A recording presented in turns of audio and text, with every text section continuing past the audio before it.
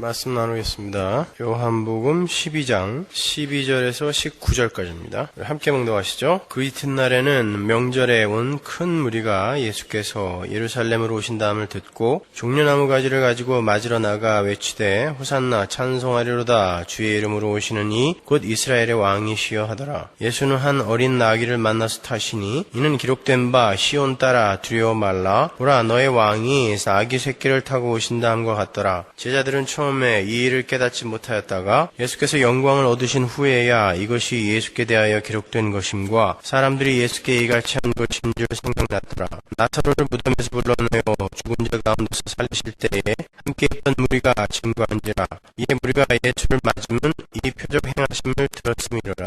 레틴들처럼 말하되 볼지어다 너희 하는 일이 쓸데없다. 보라 온 세상이 저를 쫓는도다 하니라. 아멘. 드디어 예수께서 예루살렘에 입성을 하십니다. 우리는 지난주에 요한이 예수님의 예루살렘 입성을 기록하기 전에 예수님께 향유를 부은 마리아의 이야기를 그 앞에 끼워 넣음으로 해서 예수님의 죽으심을 암시했던 것을 함께 공부를 했습니다. 예수님은 사망의 음침한 골짜기를 지나고 계신 거라 그랬죠? 그런데 하나님께서 마리아를 통해서 그분의 머리에 기름을 부으심으로 말미암아 우리 주님이야말로 참 제사장이요 참 선지자요 참 왕이라는 것을 입증하셨어요. 그러한 하나님의 인정하심은 원수의 목전에서 잔치상을 베푸시는 행위였고 그렇게 낮아지고 죽는 모습이 결국 하나님 나라의 승리의 삶임을 확인시켜주는 것이기도 했습니다. 그리고 마리아가 이 세상에서 예수님과 연합된 삶을 실제화하여 살아내야 하는 성도의 대표로 그 자리에 참여했던 거라 그랬죠. 모든 이들이 그녀를 향해서 손가락질을 하고 그녀를 버렸어요. 자신이 소유하고 있는 이 세상의 힘을 모두 주님 앞에 내어놓고 자신의 영광인 머리카락을 주님의 발 아래로 내려놓았던 그녀의 행위가 세상 사람들에게는 바보 같아 보였던 것입니다. 그녀는 한마디로 사망의 음침한 골짜기를 지나가고 있었던 거예요. 그러나 그것이 바로 예수님의 삶이었고 이 땅을 작은 예수로 살아가야 하는 예수 그리스도와 연합된 성도들의 삶이었기 때문에 주님은 마리아를 칭찬하셨던 거라고 그랬죠. 그리고 그녀의 그러한 삶이 바로 예수 그리스도의 십자가를 그대로 반영하는 삶이었기 때문에 복음이 전해질 때 이 여인의 이야기가 함께 전해질 것이다 라고 그렇게 이야기한 거라고 제가 설명을 해드렸습니다. 그러니까 우리 주님은 마리아의 향유 도유 사건에서 이미 예고된 것처럼 하나님의 영광을 위해서 자신의 모든 것을 비우고 내려놓는 그러한 보잘것없고 연약한 모습으로 죽으셔야 돼요. 그런데 그것이 바로 하나님 나라의 승리의 원리인 것입니다. 그래서 그 마리아의 향유 도유 사건에서 예고된 예수님의 죽음의 행진이 오늘 본문에서 이제 실제화되어서 나타나는데 이렇게 다소 우스꽝스러운 모습으로 나타나고 있는 거예요. 오늘 본문의 그림으로 한번 넘어가 보겠습니다. 유대인들은 율법에 근거해서 절기 때마다 특히 유대인의 세 가지 절기,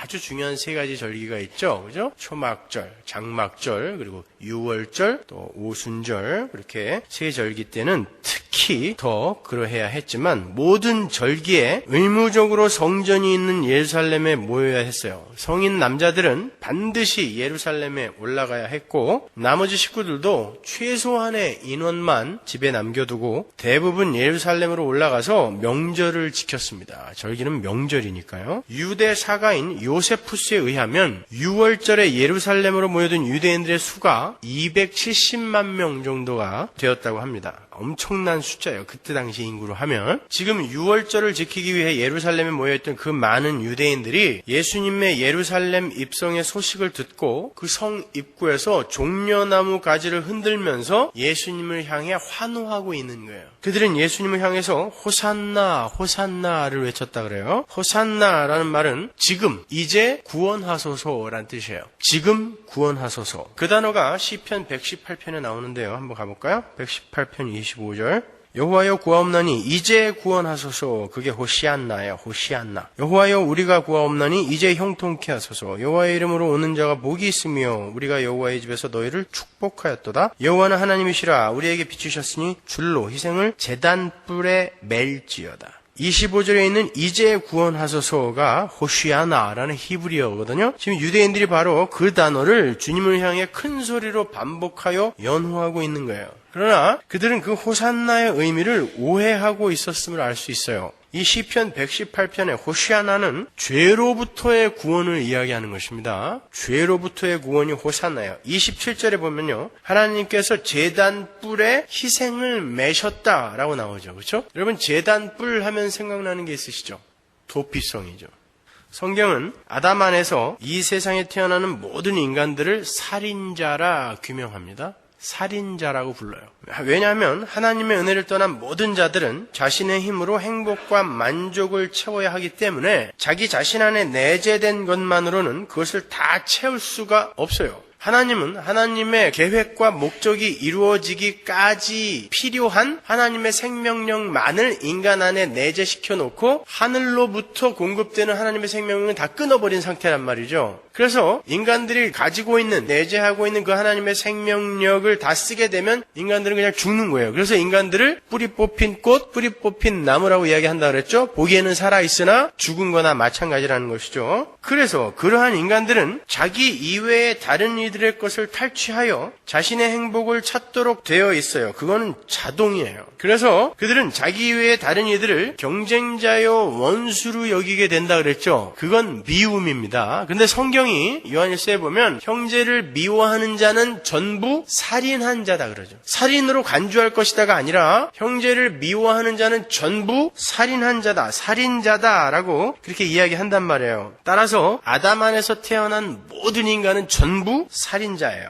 그런데 하나님의 율법에 의하면 살인자들은 모두 사형이에요. 그것도 가장 잔인한 방법으로 죽여야 돼요. 그 사람을 죽을 때까지 돌로 때려서 죽여야 됩니다. 그게 살인자들의 형벌이었어요. 그러나 하나님은 확정적 고의나 미필적 고의가 아닌 우발적 살인을 저지른 사람이 율법에 의해서 돌에 맞아 죽지 않고 죽음에서 구원을 받을 수 있는 방법을 하나 마련해 놓으셨어요. 그것이 바로 도피성으로 피해서 제단의 뿔을 잡는 거였단 말입니다. 그것은 가인의 후손들로 칭해지는 죄인들, 그 죄인들은 모두 다 가인처럼 고의적인 살인자들이지만 우리 창세기 할 때 배웠죠? 가인은 아벨을 일부러 들로 가자 해서 데리고 나가서 죽였단 말이에요. 그래서 가인을 최초의 고의적 살인자로 표기를 하고 있잖아요. 그건 이유가 있는 거란 말입니다. 그 가인의 후손들은 전부 고의적 살인자들이지만 그 이외의 사람들, 즉 하나님의 남은 자들은 고의적 살인자들의 명단에서 그 이름을 빼내서 도피성, 예수를 상징하는 도피성에서의 구원의 기회를 주시겠다라는 하나님의 친절한 설명이었단 말이에요. 시편 118편은 지금 그 이야기를 하고 있는 거야. 모든 죄인들은 호산나, 호시아나를 외쳐야 되는 긴박한 지경에 빠져 있는 자들이에요. 안 그러면 곧 죽거든요. 살인자들이기 때문에. 그래서 모든 인간은 사실 호산나, 호산나를 외쳐야 돼요. 쉬운 말로 하나님 살려주세요 라는 말이에요. 호산나는. 그들의 외침은 하나님, 우리 스스로는 절대 이 지긋지긋한 죄와 벌에서 벗어날 수가 없습니다. 그러니까 하나님께서 어떠한 방법을 좀 강구해 주세요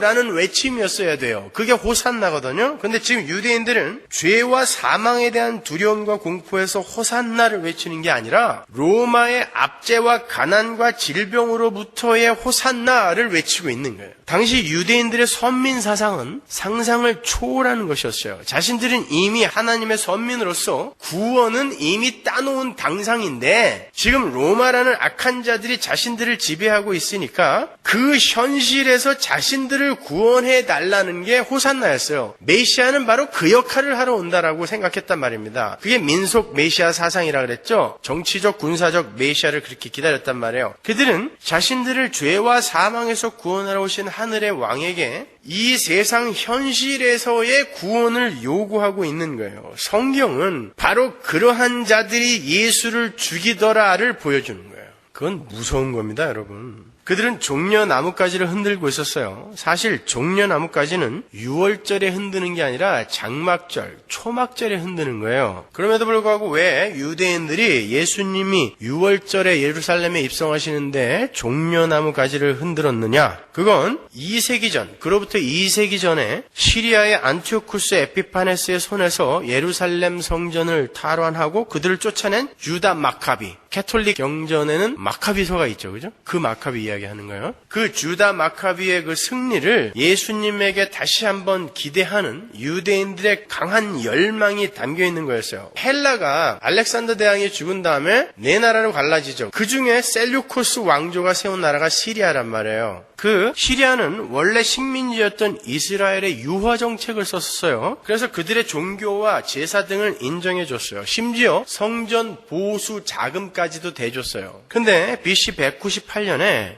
그 팔레스타인을 점령했던 안티오쿠스 3세, 안티오쿠스 에피파네스 아버지거든요. 안티오쿠스 3세가 BC 190년에 로마를 공격했어요. 그런데 그가 로마에게 대패를 했습니다. 그리고 당시 돈 5만 달란트를 로마에 물게 됐어요. 보상금으로. 그때부터 안티오쿠스 3세는 점령지의 물건을 수탈하기 시작했어요. 돈이 없으니까. 갚아야 되는데 돈이 없어요. 그래서 팔레스타인 땅은 그때부터 엄청난 식민지 백성으로서의 고난을 당하게 됐죠. 그들은 성전의 집기들이나 물건들을 모조리 빼앗아서 그 빚을 갚았어요. 왜냐하면 성전에 금이 많이 칠해져 있었잖아요. 그래서 그것들을 전부 벗겨다가 빚을 갚기도 했고, 심지어 유대인들의 솥, 냄비, 그릇까지 전부 뺏어다가 그것으로 빚을 갚기 시작했습니다. 그 후에 그의 아들인 안티오쿠스 4세, 우리가 잘 아는 안티오쿠스 에피파네스가 왕이 되면서 시리아의 왕이 되면서 이스라엘은 엄청난 박해를 받기 시작해요. 안티오쿠스 에피파네스는 여러분이 너무나 잘 아는 사람이죠. 정말 잔인했던 사람이에요. 그 사람은 오죽하면 다니엘서에 다니엘이 본 환상에 다 나와요. 다니엘서 8장 23절에 보면 헬라에서 갈라진 네 나라의 마지막 즈음에 한 왕이 일어나서 유대인을 파괴하고 멸할 것이다라는 대목이 나오죠. 그 한 왕이 바로 안티오쿠스 에피파네스예요. 그는 정말 엄청나게 이스라엘을 괴롭혀요. 그 사람은 이스라엘의 종교를 뿌리 뽑고 헬라의 종교로 바꾸려는 시도까지 했어요. 당시 유대인들은 두 파로 갈라져 있었어요. 오니아스파와 토비아스파였는데, 오니아스파가 톨레미는 이집트 쪽이죠. 톨레미 쪽이었고, 토비아스파가 셀류코스, 시리아 쪽이었어요. 안티오쿠스 에피파네스는 당시에 그 톨레미 쪽 대제사장이었던 오니아스 3세를 쫓아내버리고 그 동생 야손에게 돈을 받고서 대제사장을 시켜줬어요. 그런데 메넬라우스라는 사람이 돈을 더 내고 그 대제사장직을 샀어요. 뺏었습니다. 이스라엘 사람들은 안티오쿠스 에피파네스의 그러한 치리에 반발을 해서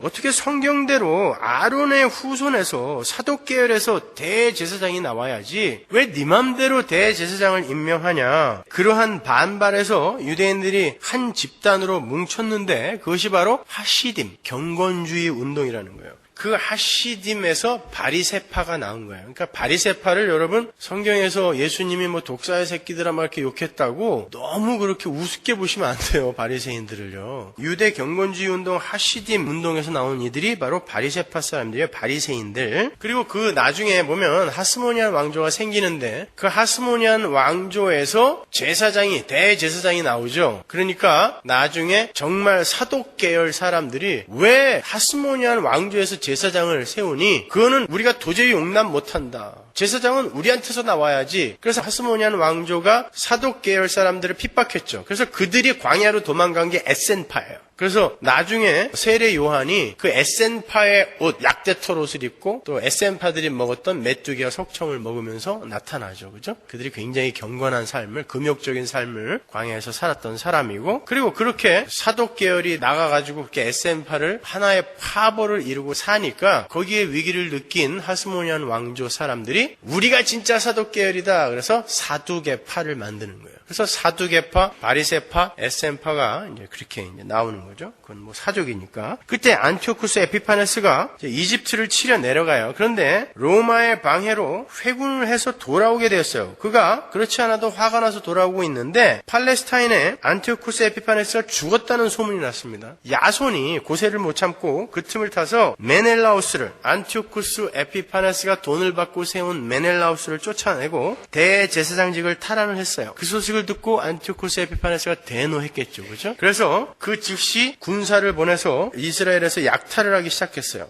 그러니까 야손이 시리아의 군사가 팔레스타인에 들어오는 구실을 준 거죠. 안티오쿠스 에피파네스가 BC 167년에 아폴리우스 장군을 비롯한 2만 명의 대군을 팔레스타인에 보내서 주둔을 시켰어요. 그리고는 안식일, 할례, 제사를 폐지시켰어요. 그리고 구약 성경을 금서로 지정해버렸어요. 유대인들 보고 죽으라는 거나 마찬가지예요. 그거는요. 뿐만 아니라 절기도 지키면 안 됐어요. 그래서 유대인들은 그들의 절기 때 예루살렘 성전으로 모이지도 못했습니다. 게다가 성전, 유일하게 예루살렘에 딱 하나 있는 성전에 그 지성소에 제우스 신상을 세웠어요. 그 지성소가 어떤 곳인데 거기다가 제우스 신상을 세우고 제우스에게 제사를 지내게 했어요. 제사의 제물은 유대인들이 가장 부정하게 여기는 돼지로 지내게 했어요. 그리고 제사가 끝나면 반드시 그 돼지를 먹게 했어요. 억지로. 요즘 같으면 좋죠. 뭐. 삼겹살 구워서 그냥 맛있게 한잔할 텐데 그때 유대인들은 이 돼지고기를 시체 먹는 것보다 더 부정하게 여겼단 말입니다. 근데 그 돼지로 제사를 지내게 하고 그 돼지를 먹여버린 거예요. 그리고 성전에다가 창녀들을 둬서 성전을 매춘굴로 만들어버렸어요. 그 중에 하나라도 어기는 자는 그 자리에서 죽여버렸어요. 그렇게 이스라엘이 엄청난 박해 속에서 하나님의 은혜를, 하나님의 도우심을 간절히 구하고 있을 때 마따디아라는 할아버지가 거기에 반발을 하고 시리아의 요구를 거부를 했어요. 그리고 그들의 뜻대로 돼지를 제물로 해서 제우스 신에게 제사를 드리고 나오는 유대인 하나를 칼로 찔러 죽여버렸어요. 시리아 군사들이 당연히 마따디아를 붙잡으려고 했겠죠? 그래서 마따디아가 그 할아버지가 시리아 군사들 몇 명을 죽여버리고 아들 5을 데리고 산으로 도망을 쳤어요. 근데 얼마나 연로하신 분인지 3개월 있다가 돌아가셨어요. 그래갖고 아들들이 이게 웬일이냐. 우리 아버지 때문에 산에 도망왔는데 아버지가 돌아가셨으니 이거 어떡하냐. 그러다가 셋째 아들 유다가 그 임무를 대신했죠. 근데 그 유다가 굉장한 전략가였고 싸움을 굉장히 잘하던 사람이었대요. 그래서 그 별명이 마카비인 거예요. 망치같이 잘 싸웠다는 거죠. 하시딤 사람들이 마따디아를 많이 따라 올라갔거든요. 그래서 그 하시딤 사람들을 규합을 해가지고 게릴라전을 벌였어요. 그래서 3년 만에 시리아군을 예루살렘에서 쫓아버렸어요. 기적이었어요, 그거는. 그리고는 성전을 싹 청소를 하고 하나님께 다시 그 성전을 봉헌했죠. 그게 수전절이에요. 하누카. 그래서 요즘도 유대인들은 그 수전절 하누카를 지키죠. 그때 유대인들은 바로 그 마카비, 주다 마카비를 메시아로 추앙을 했어요. 그 마카비가 예루살렘에 입성할 때 바로 오늘 본문에서처럼 유대인들이 종려나무를 흔들면서 호산나 호산나 했단 말이에요. 그러니까 유대인들이 지금 무엇을 기대하고 있는 거예요? 그런 유다 마카비 같은 강력한 망치 같은 힘을 가진 정치적 군사적 메시아를 우리는 기대하고 있고 기다리고 있다는 것을 보여주는 거예요. 그래서 6월절에 종려나무까지를 흔들고 있는 것입니다. 자, 유대인들은 그렇게 정치적 군사적 메시아를 기다리고 있었어요. 그런데 팔레스타인 땅에 오병이어로 자기들의 눈앞에서 빵과 고기를 산더미처럼 만들고 병자를 고치고 죽은 자를 살려내고 풍랑까지 잠잠케 하고 또 물 위를 걷기까지 하는 어떤 이가 나타난 거예요. 그걸 직접 본 사람도 있고 직접 그 빵을 얻어먹은 사람도 있었어요.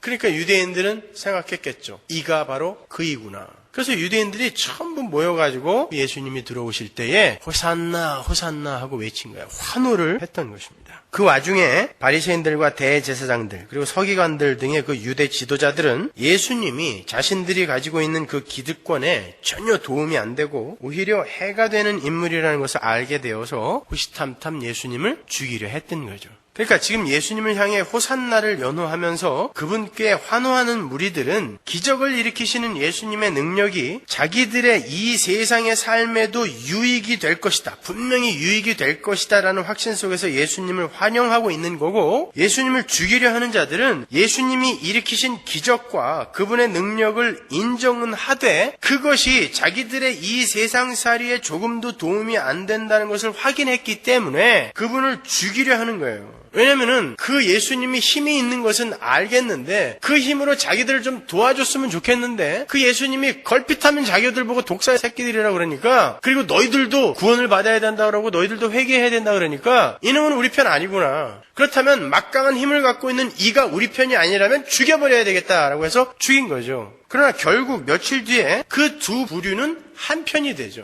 왜냐하면 예수님의 기적과 그분의 능력이 자기들의 이 세상살이에 전혀 도움이 안 된다는 것을 예수님의 말과 예수님의 그 순환을 통해 확인했기 때문이에요. 인간들은 그렇습니다. 기적 앞에서 인간들이 예수님께 돌아온다고요? 하나님 앞에 돌아온다고요? 천만의 말씀. 그 기적이 나의 이 세상살이에 도움이 돼야 예수님께 돌아오는 척을 할 뿐이지, 아무리 엄청난 기적이 자기 눈앞에 일어나도 그게 내 이 세상살이에 도움이 안 된다면 그들은 그것으로 예수를, 하나님을 죽여버리는 것이 죄인들의 모습인 것입니다. 그렇게 예수님의 예루살렘 입성 시에 호산나를 외쳤던 동일한 목소리들이 며칠 뒤에 그를 십자가에 못 박으소서라고 외쳤던 거예요. 동일한 사람들이 그 며칠을 두고. 여기서 우리는 아주 중요한 메시지를 확인할 수 있어요. 예수를 잘 믿는다고 하는 사람들 중에도 오늘 본문에 나오는 유대인들처럼 자신들은 이미 구원을 받았다고 생각을 하고 자신들의 종교 행위나 신앙 생활은 모두 이 세상에서의 유익을 얻어내는 도구쯤으로 생각하는 사람들이 있어요. 구원은 이미 받았고 그러면 왜 이렇게 열심을 부리느냐? 이렇게 열심을 부려야 하나님이 나에게 복을 주지. 그런 마음으로 신앙생활을 하는 사람들이 있단 말이에요. 우리의 신앙생활에서 나오는 모든 헌신과 종교 행위들은 반대급부를 기대하면서 하나님께 미리 지불하는 선수금 정도로 치부를 해버리는 것입니다. 우리가 헌신을 하고 헌금을 하고 구제를 하고 선교를 하는 건 하나님께 무언가를 얻어내기 위해서가 아니라 도저히 우리 힘으로는 불가능한 죄와 사망에서의 구원을 하나님께서 홀로 이루어내시어서 우리에게 선물로 부어주셨다라는 확신 속에서 감사의 제물로 드리는 거지, 감사의 제사로 드리는 것이지, 절대 하나님께 무언가를 얻어내기 위한 지불의 행위여서는 안 되는 것입니다. 그게 바로 예수님을 때려 죽인 유대인들의 모습이었다니까요. 그럼에도 불구하고 너무나 자주 이 세상에 지고 있는 자신의 모습을 발견하면서 주여 이 지긋지긋한 죄의 세상과 옛사람의 세상에서 하루속히 저를 좀 구원해 주세요. 호산나 호산나 외치며 사는 것이 바로 성도의 신앙생활이어야 되는 거예요. 물론 우리는 구원을 받았어요. 그러나 지금 이 옛사람의 껍데기를 우리가 입고 있기 때문에 우리는 그 옛사람이 배태하고 출산하는 여러 가지 사망의 증상들을 지금 경험하고 있단 말입니다. 그때 사도 바울처럼 오라 이 공고한 몸에서 누가 나 좀 구원해줘. 그게 호산나란 말입니다. 호산나 호산나 죄에서 나 좀 건져주세요. 그 호산나를 외쳐야 되는데 우리는 이미 구원받은 거니까 그거는 뭐 저 뒤로 밀어놓고 이 땅에서 어떤 복을 받을까?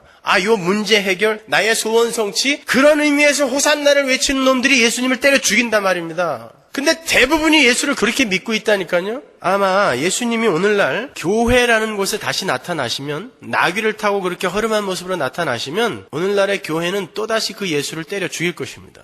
당신 같은 예수는 필요 없다는 거죠. 이 세상살이에 도움이 되는 예수가 와야지 왜 너 같은 게 와갖고 자꾸 나한테 독사의 새끼라고 그러고 회개하라고 그러는 거야. 때려 죽일 거란 말입니다. 그건 굉장히 심각하고 무서운 거예요, 여러분. 주님은 힘 있는 자의 모습으로, 강한 자의 모습으로 이 땅에 오시지 않았어요.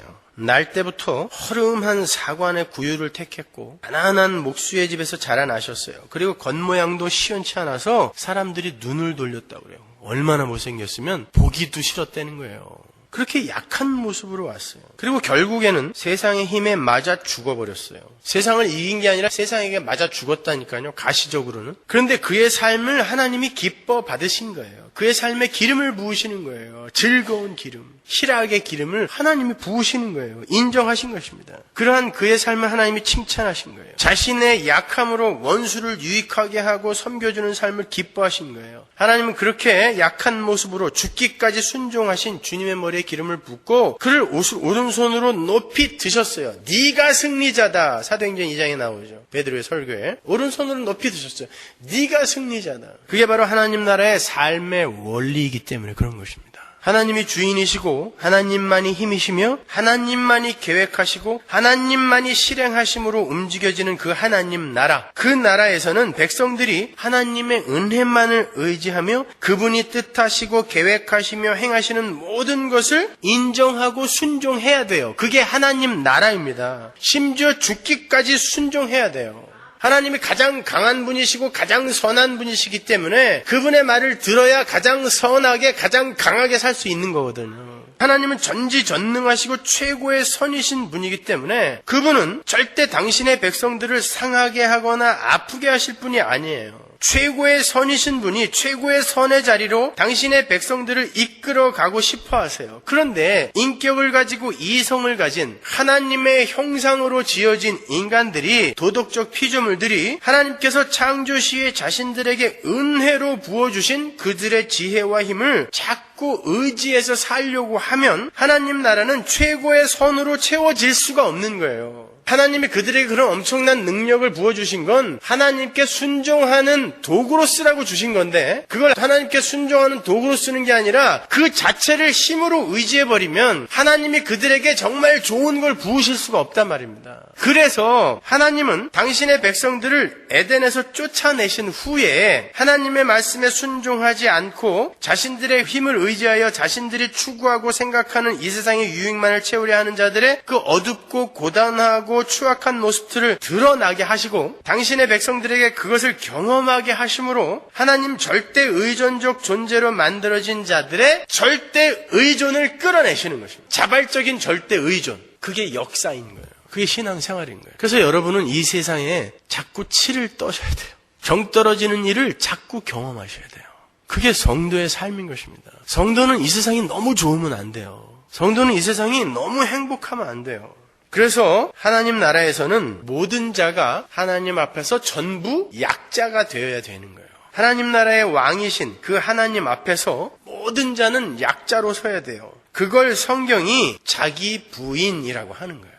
너에게 능력이 있어. 맞아. 그러나 그건 하나님이 주신 거야. 왜? 하나님께 순종하는 도구로 쓰라고, 방법으로 쓰라고 준 거야. 그러니까 너는 하나님 앞에서 티끌이어야 돼. 이것이 자기 부인인 것입니다. 그게 하나님 앞에서의 약자예요. 그렇게 옛사람이 비워지고 부인이 돼야 진짜 강함이신 하나님이 그들을 처소로 삼아서 진짜 강자로 만들어내실 수 있는 거예요. 따라서 우리는 이 땅에서 하나님 앞에서의 약자로 서는 훈련을 하다가 가야 되는 거예요. 그래서 하나님은 당신 앞에서의 강한 자, 거인, 네피림, 용사, 유명한 자들을 심판하시는 모습을 보여준 거예요. 어디서? 창세기 6장에서. 노아의 심판의 근거가 된 자들이 누구예요? 거인, 네피림, 용사, 유명한 자. 그거 다 좋은 거 아니에요? 우리가 추구하는 것들 아닙니까? 근데 하나님은 그것을 근거로 이놈들 싹 쓸어버려야 되겠다라고 말씀하신다니까요. 창세기 6장 4절에 나오잖아요. 우리가 하나님 앞에서 강한 자가 되려고 하는 것은 죄입니다. 하나님, 내가 강한 자가 되어서 나귀 새끼 같은 거 말고 100마 한 마리 보내주세요. 내가 강한 자가 되어서 당신 일 도와줄게요. 그 자가 심판의 근거가 되는 자입니다. 근데 오늘날은 예배당에서 전부 나귀 새끼는 전부 쫓아버리고 100마 보내주세요 그러고 있는 거예요. 내가 강한 자가 되어서 당신 일 도와줄 테니까 나를 좀 높여달라니까, 내가 좀 높은 자리에 올라가도록 도와줘봐요. 나에게 재산을 좀 부어줘봐요. 그러면 내가 당신에게 유용한 도구가 될 거예요. 아니라니까요. 그걸 비워내야 하나님이 그 안에 들어가서 하나님이 일을 하시는 것입니다. 그게 교회의 정체인 거예요. 예수님은 하나님 앞에서 그렇게 약한 자로 서신 거예요. 자기의 모든 것을 비워내고 자기의 모든 영광을 내려놓고 하나님의 발을 닦아버리는 그런 순종의 삶을 사신 것입니다. 그게 십자가인 거예요. 죽기까지 순종했다, 죽기까지 복종했다라고 하잖아요. 그랬더니 하나님이 원수의 목전에서 잔치상을 그에게 차려주신 것입니다. 바로 그러한 하나님 나라의 삶의 원리가 하나의 모형으로 집약되어 나타난 게 바로 오늘 본문인 거예요. 왕으로 당신의 나라인 이스라엘에 입성하시는 예수님이 나귀를 타고 입성하는 거예요. 그것도 새끼 나귀야. 여러분, 어른이 새끼 나귀를 타면요, 노새도 아니고 나귀를 타면 발이 땅에 닿습니다. 웬만큼 다리가 짧지 않고서는 그 발이 땅에 닿아요. 어른들이 세발 자전거 탄 거랑 비슷한 거예요. 그러니까 말이 나귀를 탄 거지 거의 자기 발로 이렇게 걸어가고 있는 거예요. 어기적. 아니면 정 그 모습이 추해 보이면 발을 살짝 들어서 엉거주춤 그 불쌍한 새끼 나귀를 지금 타고 들어가고 있는 거예요. 왕으로 오시는 주님이 왜 그런 우스꽝스러운 모습으로 흉하게 들어가시는 말이에요. 그게 왕의 모습으로 어울려요? 어기적 세발 자전거 타고 들어가는 모습이 왕의 모습으로 어울립니까? 그런데 그러한 예수님의 입성은 이미 구약에서부터 예언이 되었던 거예요. 오늘 본문 15절을 보시면 기록된 바라는 어구가 나오죠. 15절 볼까요? 이는 기록된 바 시온 따라 두려워 말라. 이 말을 잘 기억해 두세요. 시온 따라 두려워 말라. 보라 너의 왕이 나귀 새끼를 타고 오신다 함과 같더라. 이 말은 지금 나귀 새끼를 타고 오시는 예수님의 입성이 구약의 어딘가에 기록이 되어 있다는 말이죠. 어디예요? 스가랴서죠. 스가랴서 9장 9절 보세요. 시온에 따라 크게 기뻐할지어다. 예루살렘에 따라 즐거이 부를지어다. 보라 네 왕이 내게 임하나니 그는 공의로우며 구원을 베풀며 겸손하여서 나귀를 타나니 나귀의 작은 것 곧 나귀 새끼니라. 정확하게 나오죠. 내가 에브라임의 병거와 예루살렘의 말을 끊겠고 전쟁하는 활도 끊으리니 그가 이방 사람에게 화평을 전할 것이요 그의 정권은 바다에서 바다까지 이르고 유브라데 강에서 땅 끝까지 이르리라. 또 너로 말할진대 내 언약의 피를 인하여 내가 너의 갇힌 자들을 물없는 구덩이에서 놓았나니 소망을 품은 갇혔던 자들이 너희는 보장으로 돌아올지니라. 내가 오늘날도 이르노라. 내가 배나 내게 갚을 것이라. 거기서 보장이라는 것은 요새 본부로 돌아오라는 얘기예요. 지금 요한은 스가랴서를 인용해서 주님이 새끼 나귀를 타고 입성하신 이유를 넌지시 암시하고 있는 거예요. 스가랴서의 이 전체의 내용을 하나로 이렇게 축약을 해서 한 줄만 인용을 한 거예요. 보시는 바와 같이 스가랴서는 나귀를 타신 주님의 입성을 에브라임의 병거와 예루살렘의 말을 끊고 그들의 활을 끊기 위함이다 라고 밝히고 있어요. 에브라임과 예루살렘은 곧 에브라임과 유다, 즉 이스라엘을 이야기하는 거예요. 주님의 나귀 행차는 이스라엘의 무장을 해체하기 위함이다 라고 이야기하고 있어요 지금. 그리고 그러한 이스라엘 밖에 있는, 이스라엘이라는 것은 유대주의를 이야기하는 거예요. 제가 10장 설명할 때 자세히 설명해 드렸죠. 양의 우리와 선한 목자 설명할 때 그 우리가 유대주의라 그랬잖아요. 거기서 불러내는 게 구원이라 그랬잖아요. 그래서 목자가 밖에서 유대주의에서 양들을 불러내지 않습니까? 자, 그 유대주의 밖에 있는 이방인들에게 화평이 전해질 것인데 그 10절이잖아요. 그 방법이 언약의 피다라고 이야기하는 거예요. 11절. 그죠? 요한은 이 전체의 내용을 단 한 절로 요약을 해서 인용하고 있는 거예요. 그러니까 예수님의 나귀 행차는 자신들의 불가능함과 무력함을 인정하지 못할 뿐 아니라 이 세상의 힘을 얻어서 그 힘에 의해 그 힘으로 완성이 되는 화려한 세상 다윗 왕국의 재건을 꿈꾸는 유대주의를 부수고, 그게 무장 해제예요. 그게 에브라임과 예루살렘의 활과 말과 병거를 꺾는다라는 말이 그 말이란 말입니다. 그 유대주의를 부수고 무장 해제시키고 당신의 백성들, 그 유대주의 밖에 있는 당신의 백성들을 구원하러 오시는 참된 하늘의 메시아의 모습이 바로 나귀를 타고 오는 이의 모습이다라는 것을 보여주는 거잖아요. 그렇죠? 그런데 그분이 칼과 창이 아닌 겸손으로 언약의 피로 오신다 그래요. 그 일을 이루러 오신다 그래요. 그게 스가랴서의 예언이란 말이에요. 스가랴서 9장 9절 이하의 이야기란 말입니다. 하나님은 당신의 백성들을 상징하는 모형으로서 이스라엘의 왕들에게 몇 가지 준수사항을 하달하셨어요. 신명기 17장에 나오죠. 16절 볼까요? 왕된 자는 말을 많이 두지 말 것이요 말을 많이 얻으려고 그 백성을 애굽으로 돌아가게 말 것이니. 하나님은 이스라엘 왕들에게 말과 아내와 은금을 많이 두지 말라 그랬어요. 원래 왕은 그걸 많이 가지고 있어야 되는 거예요. 근데 하나님은 이스라엘의 왕들에게는 유독 그걸 많이 갖지 말라 그랬어요. 말 갖지 말고 아내 많이 갖지 말고 은금 많이 두지 말아라 그랬어요. 솔로몬은 나중에 이거 다 가졌죠. 와이프가 1000명이었어요. 은금이 너무나 많았습니다. 말과 병거가 너무나 많았어요. 그래서 나중에 솔로몬은 우상을 섬기다가 죽어요. 그가 천국 갔는지 지옥 갔는지 그런 건 궁금해하지 마세요. 그냥 그러한 자도 그렇게 하나님의 가슴을 아프게 하는 삶을 살다가 가는구나. 인간들의 불가능함과 무력함은 도대체 어디까지인가? 그것만 배우면 되는 거예요. 하나님께서 이스라엘 왕들에게 말과 아내와 은금을 많이 두지 말라고 한 건 하나님의 백성들의 힘은 말이나 은금이나 여자 거기서 나오는 게 아니다라는 거예요. 세상 사람들은 그걸 힘으로, 힘의 근거로 여기지만 성도들의 힘은 하나님이다라는 것을 보여주기 위해서 이스라엘 왕들에게 그걸 많이 못 갖게 한 거예요. 시편 33편 16절 보세요. 많은 군대로 구원 얻은 왕이 없으며 용사가 힘이 커도 스스로 구하지 못하는도다. 구원함의 말은 헛것이며 그 큰 힘으로 구하지 못하는도다. 말은 구원에 있어서, 이 세상의 힘은 구원에 있어서 전혀 힘을 발휘하지 못한다는 거예요. 오직 하나님에 의해서만 구원이 온다라는 걸 이야기하는 거예요. 그걸 가르쳐주기 위해 말 많이 못 두게 한 거예요. 너희들의 힘은 나니까 말 많이 두고 그것으로 힘 삼으려고 하지 마, 그런 거예요. 시편 20편 6절 보세요. 여호와께서 자기에게 속한 바 기름 부음 받은 자를 구원하시는 줄 이제 내가 아노니 그 오른손에 구원하는 힘으로 그 거룩한 하늘에서 저에게 응낙하시리로다. 혹은 병거 혹은 말을 의지하나 우리는 여호와 우리 하나님의 이름을 자랑하리로다. 바로 이걸 가르쳐주기 위해서 예수님이 말이 아닌 나귀를 타고 입성하시는 거예요. 새끼 나귀. 하나님 백성들의 구원은 말로 되는 게 아니라 바로 새끼 나귀를 타고 가는 이런 연약한 모습을 통해 하나님이 일하심으로 일어나는 것이다. 완성되는 것이다를 보여주는 거예요. 그래서 새끼 나귀를 타고 오시는 거예요. 말 타고 안 오고. 하나님께서 인간들을 구원하시는 방법이 이 세상의 힘을 이용해서 이 세상의 힘을 부어주는 게 오늘날 어떤 교회들이 이야기하는 것처럼 그게 구원의 모습이라면, 그게 구원받은 자들의 가시적 모습이라면 예수님은 나귀 타고 들어오면 안 되죠.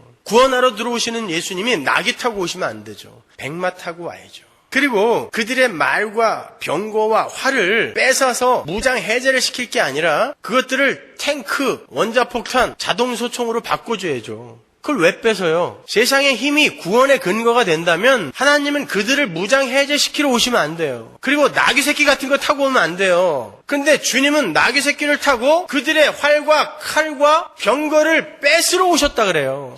그들을 무장 해제시키러 오셨대요. 그리고는 그게 구원이다라고 이야기를 해요. 성경이. 그게 바로 하나님이 일을 하시는 방법입니다. 하나님 앞에서의 철저한 순종, 즉 약함을 들어서 당신의 강함으로 채우시는 방법으로 하나님은 이 일을 하시는 거예요. 그 하나님 나라의 비밀을 바울은 이렇게 이야기하죠. 고린도후서 12장 9절. 내게 이르시기를 내 은혜가 내게 족하도다. 이는 내 능력이 약한 데서 온전하여짐이라 하신지라. 이러므로 도리어 크게 기뻐함으로 나의 여러 약한 것들에 대하여 자랑하리니 이는 그리스도의 능력으로 내게 머물게 하려 함이라. 그러므로 내가 그리스도를 위하여 약한 것들과 능욕과 궁핍과 핍박과 곤란을 기뻐하노니 이는 내가 약할 그때에 곧 강함이니라.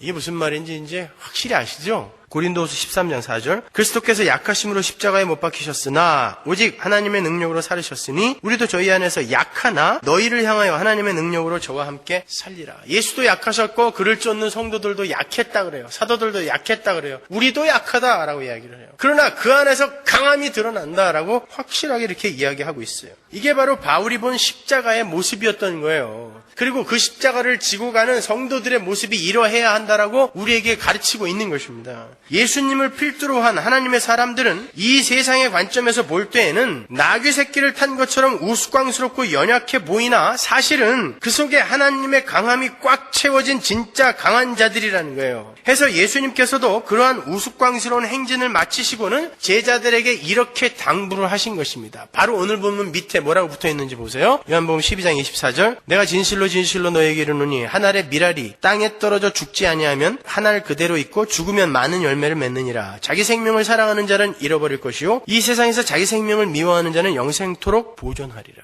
이 말이 무슨 말이에요? 내 생명을 막 미워하라는 거예요? 자기 생명을 미워하라는 게 무슨 말입니까? 너 같은 거 뒤져야 돼. 맨날 그냥 거울 보고 그렇게 외쳐야 돼요? 자기 부인을 이야기하는 거예요. 이 세상에서 욕심으로 꽉 차 있는 그 옛사람에게 자꾸 먹이 주어서 그 옛사람을 살찌우지 말라는 거예요. 그걸 미워하라는 거예요. 그 생명을. 그 자들이, 그렇게 자기 부인이 된 자들이 영원한 생명을 얻는다라는 이야기인 것입니다. 그러니까 유대주의자들처럼 하나님 앞에서도 자기 자신이 주인공인 사람들은 사망으로 던져질 거고 하나님 앞에서 자기를 부인하는 자들, 즉 자기의 생명을 미워하는 자들만이 영생으로 들어가게 된다는 거예요. 바로 그 모습을 하나님께서 나귀를 타신 예수님이라는 알기 쉬운 그림으로 당신의 백성들에게 보여주고 계시는 거예요.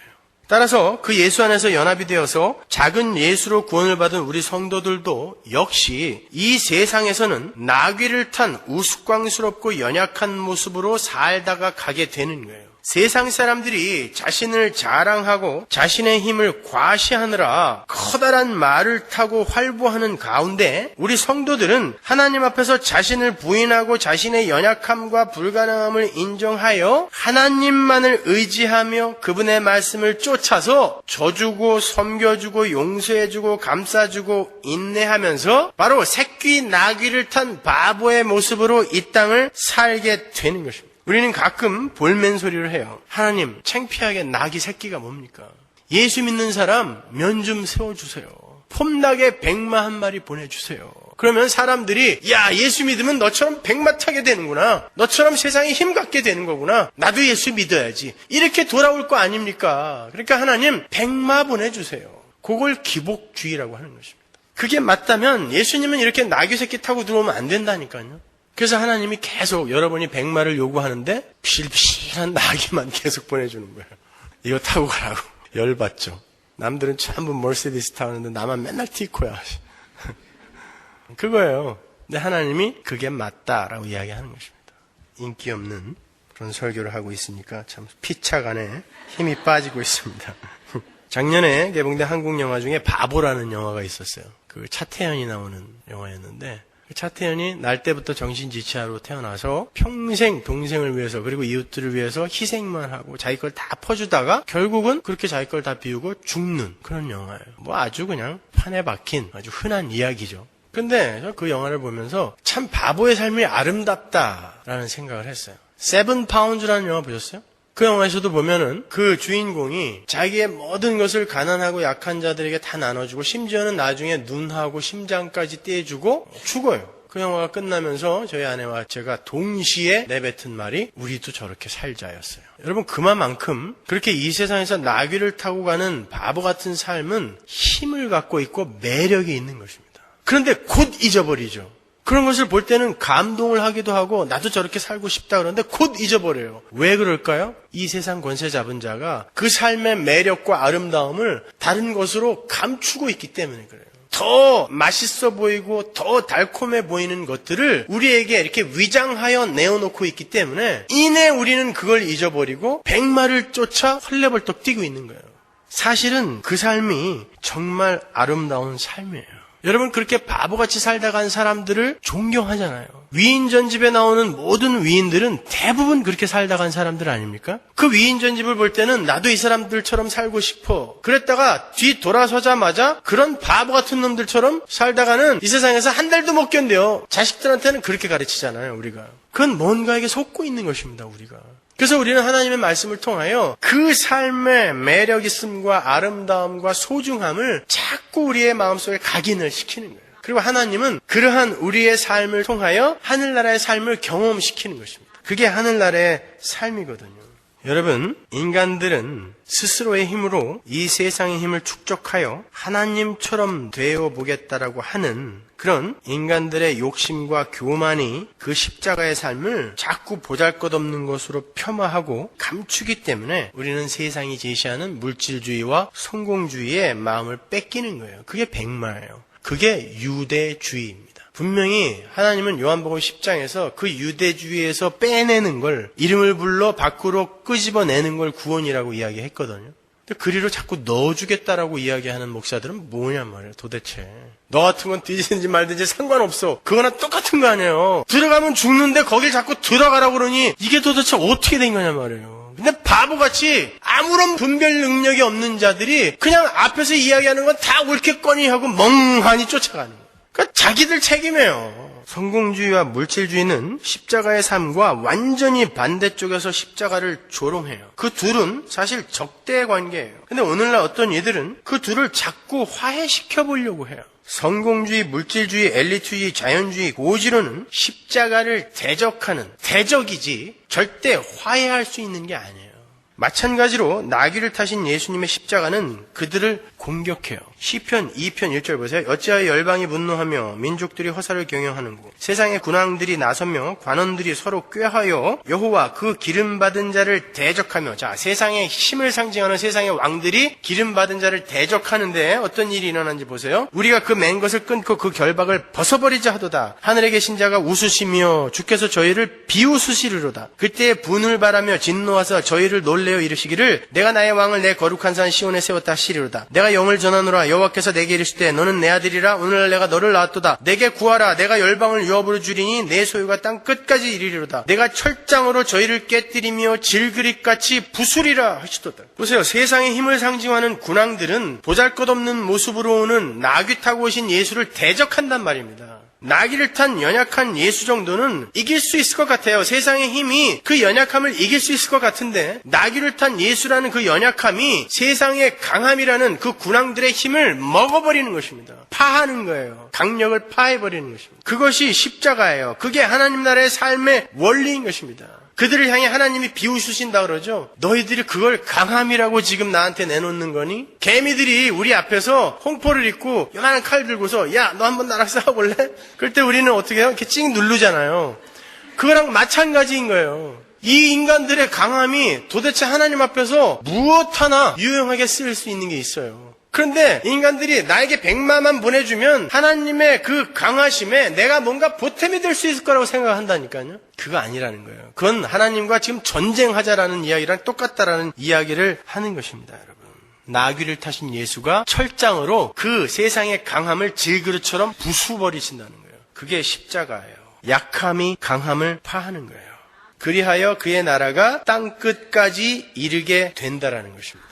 하나님 나라는 그렇게 완성이 되는 거예요. 오늘 본문에서도 거기에 대한 힌트가 나와요. 19절 보세요. 바리새인들이 서로 말하되 볼지어다 너희 하는 일이 쓸데없다. 보라 온 세상이 저를 쫓는다. 바리새인들이 이렇게 이야기하는 거예요. 나귀를 타고 입상하시는 예수님의 그 그림의 마지막 절이거든요. 이게 시편 2편 8절의 내용을 그대로 바리새인들이 이야기하고 있죠. 나귀를 타고 오신 예수님이 철장으로 질그릇을 부수어서 온 세상을 정복할 것이다 라는 것을 바리새인들의 입을 통하여 하나님이 예언하시는 거예요. 대제사장의 입을 통하여 한 사람이 죽어 한 나라가 민족이 살아나게 될 것이다 라는 것을 예언하시는 것처럼 이렇게 바리새인의 입을 통하여 시편의 그 이야기를 이렇게 예언을 하시는 것입니다. 그렇게 나귀를 타고 입성하셔서 나귀 새끼 같은 그 십자가를 지시는 예수님의 이야기는 창세기에서부터 예언이 되어 있어요. 창세기 49장 10절 보세요. 홀이 유다를 떠나지 아니하며 취리자의 지팡이가 그 발 사이에서 떠나지 아니하시기를 실로가 오시기까지 미치리니 실로는 구세주 메시아예요. 그에게 모든 백성이 복종하리로다. 그의 나귀를 포도나무에 매며 그 암나귀 새끼를 아름다운 포도나무에 맬 것이며 또 그 옷을 포도주 틀에 빨며 그 복장을 포도즙에 빨리로다. 그렇죠? 야곱이 자기 아들들에게 유언을 하는 대목인데 유다에게 유언을 하면서 그의 후손으로 실로 즉 메시아가 오실 것임을 예언하는 거예요. 그런데 그 메시아는 나귀를 포도나무에 매며 그 옷을 포도주와 포도즙에 빨 것이라 그래요. NIV에 보면 포도즙은 blood of grapes, 포도의 피라고 번역이 되어 있어요. 그러니까 메시아는 포도의 피에 자신의 옷을 빨게 될 것이라는 얘기예요. 근데 요한복음 15장 1절에 보면 나는 뭐라 그래요? 예수님이 포도나무다 그러잖아요. 그죠? 그러니까 주님은 당신 자신의 피로 당신 자신의 옷을 빠는 이로 오시는 거예요. 그것이 포도나무에 매여 있는 나귀 새끼의 모습인 거예요. 잘 보세요. 포도나무는 예수님이죠. 포도나무가 나귀 새끼 위에 타고 있는 게 포도나무에 매여 있는 나귀 새끼인 거예요. 요게 바로 십자가인 것입니다.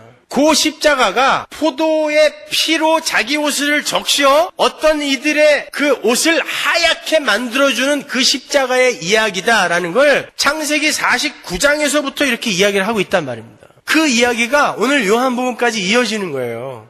자, 이 예수님의 예루살렘 입성은 사복음서 모두의 공이 기록되어 있는데 거기에 등장하는 나귀는 전부 나무에 매여 있는 나귀예요. 그렇죠? 바로 창세기 49장을 염두에 두고 하시는 말씀이에요. 그 나귀는 반드시 포도나무에 매여 있어야 돼요. 그 나귀 새끼를 포도나무가 타고 와야 되거든요. 그러니까 포도나무에 매여있는 나귀는 다른 말로 나귀를 타고 오시는 포도나무이신 예수님의 모습은 자신의 피로 자신의 옷을 붉게 적시고 물들이는 십자가를 지는 예수의 모습인 거예요. 그렇게 해서 피 묻은 저주의 옷은 모두 다 자신이 가져가고 아버지의 백성들에게 새하얀 세마포 옷을 입히시는 것이 예수님의 십자가인 것입니다. 계시록 19장 11절 보세요. 또 내가 하늘이 열린 것을 보니 보라 백마와 탄 자가 있으니 그 이름은 충신과 진실이라 그가 공의로 심판하여 싸우더라. 여기 드디어 예수님이 백마를 타고 오세요. 예수님이 백마를 타고 오시면 어떤 일이 일어나는지 보세요. 그 눈이 불꽃 같고 그 머리에 많은 면류관이 있고 또 이름 쓴 것이 하나가 있으니 자기밖에 아는 자가 없고 또 그가 피 뿌린 옷을 입었는데 그 이름은 하나님의 말씀이라 칭하더라. 하늘에 있는 군대들이 희고 깨끗한 세마포를 입고 백마를 타고 그를 따르더라. 그의 입에서 이한 검이 나오니 그것으로 만국을 치겠고 친히 저희를 철장으로 다스리며 또 친히 하나님 곧 전능하신 이의 맹렬한 진노의 포도주를 틀을 밟겠고 그 옷과 그 다리에 이름 쓴 것이 있으니 만왕의 왕이요 만주의 주라 하였더라. 여러분 창세기, 시편, 스가랴, 요한계시록 이게 다 이렇게 이어지세요? 그 단어들이, 그 개념들이 결국 다 십자가만 이야기하고 있는 거죠. 그렇죠? 시편 2편의 그 기름 부음을 받은 자가 백마를 타고 철장으로 적들을 치고 있어요. 시편 2편의 그 아들이 철장으로 질그릇처럼 세상의 군왕들을 부순다 그랬잖아요. 여기 지금 백마를 타고 온 그 예수가 세상의 힘을, 죄를, 악을 철장으로 치고 있어요. 그런데 그가 피 뿌린 옷을 입었는데 그분의 이름이 충신과 진실이고 하나님의 말씀이래요. 당연히 예수죠. 근데 그 뒤를 쫓아가는 하늘의 군대들은 전부 새하얀 세마포를 입고 있어요. 예수님과 똑같은 백마를 타고 가고 있는데. 그러니까 앞장서신 예수가 그들이 받아야 할 저주와 심판을 피로 전부 받아내고 가고 있고 그 뒤에 쫓아가는 이들이 하얗게 점도 없고 흠도 없는 모습으로 가고 있는 것입니다. 그게 구원인 거예요. 바로 그 일을 이루기 위해 예수님이 포도나무에 매여 있는 나귀, 그 나귀 새끼를 타고 들어온 것입니다. 포도 틀을 밟아서 피를 내어 자기 옷에 묻혀야 돼요. 근데 원래 그 예수님에 의해 발표해야 되는 건, 하나님에 의해 발표해야 되는 건 여러분과 저였단 말입니다. 여러분과 저의 피가 튀어서, 우리의 옷에 튀어서 우리가 저주받고 심판받은 자로 영원한 불못에 들어가야 되는데 예수님이 우리의 자리에 자기가 들어가셔서 하나님으로부터 밟힘을 당하시고 그 피로, 자신의 피로 자기의 옷을 적셔버리는 것입니다. 그게 나귀를 탄 예수인 거예요. 이사야서 63장 1절 보세요. 에돔에서 오며 홍의를 입고 보스라에서 오는 자가 누구뇨? 그 화려한 의복 큰 능력으로 걷는 자가 누구뇨? 그는 내니 의를 말하는 자요 구원하기에 능한 자니라. 어찌하여 네 의복이 붉으며 내 옷이 포도즙 틀을 밟는 자 같으뇨? 만민 중에 나와 함께 한 자가 없이 내가 홀로 포도즙 틀을 밟았는데 내가 노함을 인하여 무리를 밟았고 분함을 인하여 짓밟았으므로 그들의 선혈이 내 옷에 튀어 내 의복을 다 더럽혔음이니 이는 내 원수 갚는 날이 내 마음에 있고 내 구속할 해가 왔으나 내가 본즉 도와주는 자도 없고 붙들어주는 자도 없으므로 이상히 여겨 내 팔이 나를 구원하며 내 분이 나를 붙들었음이니라. 내가 노함을 인하여 만민을 밟았으며 내가 분함을 인하여 그들을 취케하고 그들의 선혈로 땅에 쏟아지게 하였느니라. 원래는 이래야 된단 말이에요. 그리고 이 모습은 마지막 날에 하나님의 백성들 이외의 모든 인간들에게 일어날 일이에요. 그때 하나님이 백마 타고 와서 이렇게 밟아버릴 것입니다. 피를 튀어서 그들의 옷에 튀게 하여 그 저주와 심판을 그대로 안고 불못으로 들어가게 만드실 거예요. 우리도 이 지경에 처해 있어야 되는 거예요. 이렇게 발표해야 돼. 우리가 발표해야 되는 거예요. 우리의 피가 튀어 예수님과 우리의 옷을 적셔야 되는 건데 예수님이 자신을 밟으신 것입니다. 여러분 그걸 구원이라 그래요. 그 예수 그리스도의 은혜를 스바냐가 이렇게 멋지게 기록을 해놨습니다. 스바냐서 3장 14절을 보세요. 시온에 따라 노래할지어다. 이스라엘아 기쁘게 부를지어다. 예루살렘 따라 전심으로 기뻐하며 즐거워할지어다. 여호와가 너의 형벌을 제하였고 너의 원수를 쫓아내었으며 이스라엘 왕 여호와가 너의 중에 있으니 내가 다시는 화를 당할까 두려워하지 아니할 것이라. 그날에 사람이 예루살렘에 이르기를 두려워하지 말라. 시온아 내 손을 늘어뜨리지 말라. 너의 하나님 여호와가 너희 가운데 계시니 그는 구원을 베푸실 전능자시라. 그가 너로 인하여 기쁨을 이기지 못하여 하시며 너를 잠잠히 사랑하시며 너로 인하여 즐거이 부르며 기뻐하시리라 하시라. 이사야서 63장에 이런 지경에 처해야 할 우리였는데 하나님이 이름을 부르시며 노래처럼 우리의 이름을 부르시며 즐거이 부르며 기뻐하는 자들이 되었어요. 어떻게? 나오잖아요. 15절에 여호와가 너의 형벌을 제하고 너의 원수를 쫓아냈고 그가 너희와 함께 거하심으로 말미암아 너희들에게 떨어질 모든 형벌이 다 사라지고 심판과 저주가 전부 사라지게 되었다. 여기 보세요. 오늘 본문에 나오는 시온에 따라 두려워 말라라는 단어가 그대로 나오잖아요. 근데 우리가 조금 아까 읽어본 스가랴서 9장에서는 시온에 따라 두려워 말라 그러면서 뭐라 그랬어요? 그분이 오시는데 그분이 너희들의 활과 칼과 병거를 무장 해제시키러 오실 것이다 라고 이야기했잖아요. 그런데 그 무장 해제시키는 게 뭐가 그렇게 즐거운 일이라고 시온에 따라 즐거워할지어다 그래요? 바로 그렇게 우리의 무장을 해제시켜버리는 것이 바로 우리를 죄에서 건지는 것이기 때문에 즐거워해라 노래해라 그러는 거예요.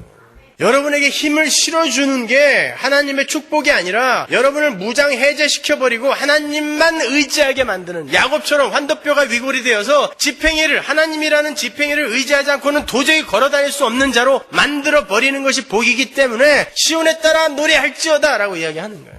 그분이 너의 힘을 빼버리실 거야. 너의 무장을 해제시킬 거야. 여러분 그걸 복이라고 믿으세요? 그럼 즐거워하셔야죠. 경기가 나빠지면 어때요? 하나님이 내 힘을 빼시는구나. 즐거워하셔야죠. 사기당하셨어요? 괜찮아요. 하나님이 내 힘을 빼시는구나. 즐거워하세요.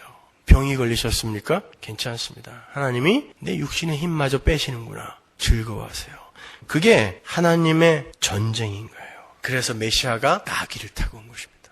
왜 예수님이 나귀를 타고 입성했는지 이제 이해하시겠어요? 그렇다면 그렇게 새끼 나귀를 타시고, 다른 말로 자신을 비우시고 자신을 부인하시며 오로지 하나님의 뜻에만 순종하심으로 우리를 구원하시고 하나님 나라를 완성하신 예수 그리스도 안에서 구원을 얻은 우리의 모습은 이 땅에서 어떻게 보여야 될까요? 역시 나귀 타고 가는 모습으로 보여야 돼요. 백마 타고 폼나게 뛰어보려고 하지 마세요. 예수 믿는다고 하나님이 그렇게 만들어주실 거라고 착각하지 마세요. 여러분은 하나님 나라가 완성이 되면 그 땅에서는 백마를 타고 다니실 거예요. 그러나 이 땅에서는, 하나님 나라가 감추어져 있는 이 땅에서는 여러분은 그 하나님 나라의 삶의 원리가 이 땅에서 가시적으로 나타날 때 십자가로 나타난 것처럼 나귀 새끼를 타는 모습으로 가셔야 돼요. 져주고 섬겨주고 용서하는 건 바보죠, 이 세상에서. 그러나 하나님 나라의 강함인 것입니다, 이게.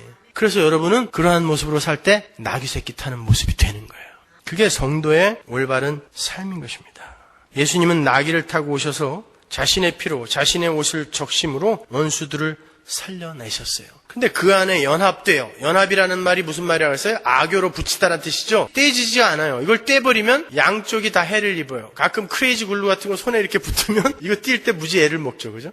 띄면은 어느 한쪽에 살점이 떨어지잖아요. 그것처럼 악교로 붙이는 거예요. 연합이라는 말은 떨어질 수 없는 거예요. 그 예수와 연합이 되어 있는 우리는 당연히 나귀 타고 있는 예수처럼 나귀 새끼 타고 이 땅에서 가야 되는 거예요. 근데 마치 오늘날의 교회는 예수님 당시의 유대인들처럼 예수님을 향해 닥달을 하고 있는 것 같아요. 예수를 믿는 자신들의 인생은 나귀가 아닌 백마를 타신 예수의 도움으로 풍성하고 멋지고 화려해야 된다라고 생각하고 있는 것 같아요. 지금이라도 예수가 나귀 타고 나타나면 금방 모른 척 해버릴 것 같아요. 아니에요, 여러분.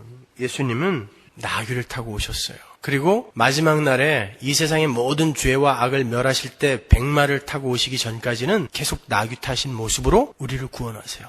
왜? 지금이 바로 구원의 때요, 은혜의 때이기 때문에 그래요. 예수님이 지금 백마 타고 오시면 여러분 다 죽어요. 여러분 아직 그 껍데기를 못 벗었기 때문에 예수님이 지금 백마 타고 오시면 여러분 죽습니다. 그런데 도대체 그 예수님에게 백마를 타고 와달라는 게 이게 말이 되냔 말이에요. 아직까지 내가 그 죄의 껍데기를 못 벗고 있는데 그 예수에게 백마를 타고 와달라니요. 나귀를 타고 오셔서 계속해서 주님 내 죄를 먹어주세요 라고 이야기해야죠. 호산나를 외쳐야지 백마를 보내주세요가 이게 무슨 말입니까?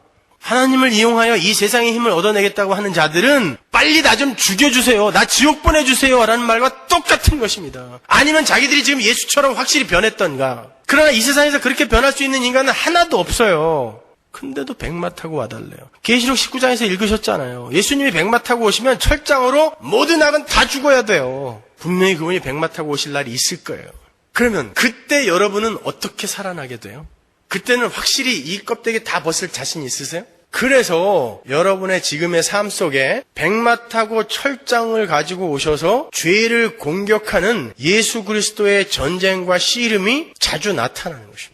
나중에 여러분이 그 백마 타고 오신 예수님의 철장에 맞아 죽지 않게 만들기 위해 지금 여러분의 삶 속에서 작은 전쟁들을 통과하며 그 껍데기 하나하나 벗으라고 여러분의 삶 속에 전쟁을 일으키고 씨름을 거시는 분이 바로 예수인 거예요. 그래서 성도의 삶 속에는 반드시 전쟁이 일어나고 있어야 되는 것입니다. 예수 그리스도의 철장으로 하루에도 12번씩 두들겨 맞아야 되는 거예요. 성도는 그것으로 말미암아 우리의 삶 속에서 그 마지막 날에 백마 타신 예수에 의해, 철장에 의해 박살이 나게 될 그 옛사람의 잔재들이 하나하나 떨어져 나가는 거예요.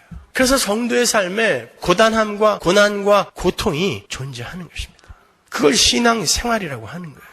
물론 모든 이들이 다 세상의 힘을 진짜 힘으로 착각하고 살아가는 이 세상에서 자기 혼자 나귀 타고 가는 모습으로, 자기 혼자 고난 당하는 모습으로 가는 게 왠지 나만 손해보는 것 같고 왠지 나만 이렇게 불이익 당하는 것 같고 참기 힘들 거예요. 그러나 그만큼 하나님의 백성은 소수라는 걸 기억하세요. 그래서 여러분 주변에 여러분 같은 삶을 사는 사람이 별로 없어 보이는 것입니다. 여러분은 그 길을 가셔야 되는 거예요. 지금 어줍지 않게 백마 타고 이 세상 활보하려고 하지 마세요. 예수가 지금도 나귀를 타고 있는데 내가 백마를 타다니요. 나도 나귀를 타야죠. 나도 나귀를 타고 다른 이들을 섬겨주고 용서하고 인내하고 또 나의 것을 비워 다른 이의 유익을 챙겨주고 하는 그런 바보 같은 나귀 타고 가는 모습, 그게 우리의 삶 속에서 나와야 되는 것입니다. 하나님은 우리의 힘과 꾀, 그리고 우리가 우리의 행복을 위해 일궈놓은 아담적 열매들을 하나하나 쳐내세요. 그래서 우리는 바보처럼 사랑하고 바보처럼 섬기기도 하고 바보처럼 참아주고 바보처럼 용서하게 되는 거예요. 백마를 타신 예수님의 공격에 의해서 우리의 예자가 조금씩 죽어가게 될 때 우리 안에 이미 들어와 계신 나귀 타신 예수의 모습이 드러나는 거예요. 그러니까 여러분이 백마를 탈 때마다 예수님이 돌격하여 여러분을 치시는 거예요. 그래서 때로는 도대체 하나님이 조금만 올라서려고 그러면 밀어버리네. 온 세상이 낭떠러지야. 나에게는 어떻게 한 번도 기회라는 게 오질 않아? 그게 맞는 거예요. 예수만이 길이기 때문에 여러분의 모든 다른 길은 낭떠러지여야 되는 것입니다. 왜 여러분의 삶이 낭떠러지인지 아시겠어요? 왜 하나님이 결핍하면 여러분을 확 밀어버리는지 아시겠어요? 조금 이렇게 올라가면 불안하죠? 하나님이 또 분명히 밀 텐데 그럼 백발백중 조금 이따 또 밀어요. 그러면 찡 미끄러져가지고 또 하나님이 이럴 수가 있어요. 하늘이 무너져도 솟아날 구멍이 있다는데 왜 이놈의 구멍은 바늘 틈도 없어요. 이렇게 되는 거예요. 그러나 하나님은 그때마다 여러분에게 요구하시는 거예요. 예수라는 길을 붙들고 올라와. 가장 안전한 길인 예수라는 길을 붙들고 올라와. 그러시는 거예요. 신앙생활은 그렇게 힘들어요. 어렵습니다. 그래서 열심히 기도하면서 열심히 격려해주면서 열심히 보듬어주면서 열심히 안아주면서 그렇게 가야 돼요. 그렇지 않고는 혼자서 절대 못 가요. 여러분, 이 세상에서 여러분이 나귀 새끼 타고 가는 모습을 하고 있다고 해서 부끄러워하지 마세요. 하나님은 여러분을 점도 없고 흠도 없는 백마 탄 분으로 보고 계시다라는 거 잊지 마시고, 그리고 실제로 그렇게 완성시키기 위해 지금 이 땅에서 그 과정을 통과시키고 있는 거라는 거 잊지 마세요. 이 찰나의 시간 동안에 잠깐 나귀 타고 가는 쪽팔리는 거 조금 경험하면 나중에 백마 타고 영원히 왕처럼 사신 날이 곧 오실 것입니다. 잘 이기세요. 기도하겠습니다. 기도하겠습니다. 기도하겠습니다. 기도하겠습니다. 기도하겠습니다. 기도하겠습니다. 기도하겠습니다.